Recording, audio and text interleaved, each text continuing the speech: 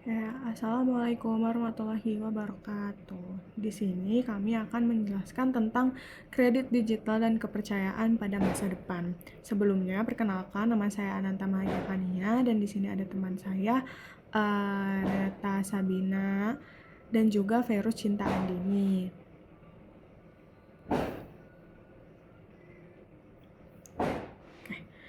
Nah, selanjutnya di sini ada kepercayaan dalam sistem kredit digital. Nah, filosofinya adalah kepercayaan terhadap masa depan. Ekonomi modern tidak bisa berjalan tanpa kepercayaan atau trust gitu. Di sistem kredit, seseorang meminjamkan uang hari ini karena mereka percaya bahwa di masa depan ekonomi akan membaik dan peminjam akan mampu membayar kembali.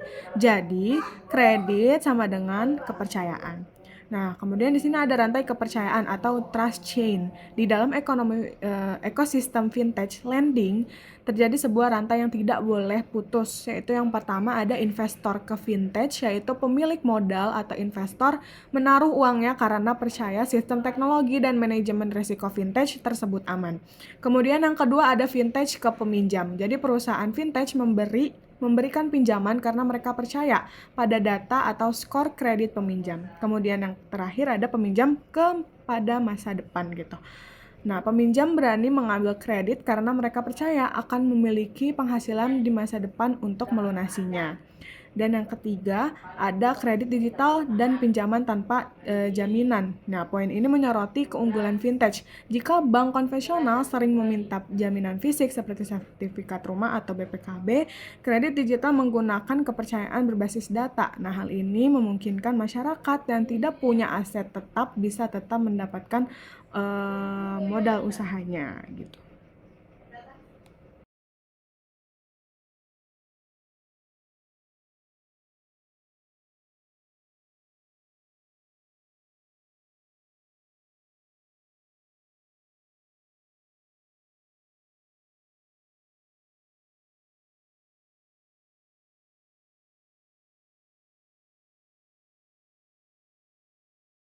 Kredit digital memiliki beberapa potensi manfaat bagi perekonomian. Pertama, kredit digital dapat mendorong pertumbuhan ekonomi karena masyarakat dapat memperoleh akses dana dengan lebih cepat untuk memenuhi kebutuhan konsumsi maupun untuk memulai usaha kecil. Kedua, fintech lending juga berperan dalam meningkatkan inklusi keuangan. Banyak individu, khususnya mahasiswa atau pekerja muda yang sebelumnya sulit mendapatkan akses kredit dari lembaga perbankan konvensional. Melalui fintech, mereka dapat memperoleh layanan keuangan yang lebih mudah dan cepat. Oleh karena itu, kredit digital dapat menjadi salah satu inovasi yang memperluas akses masyarakat terhadap sistem keuangan.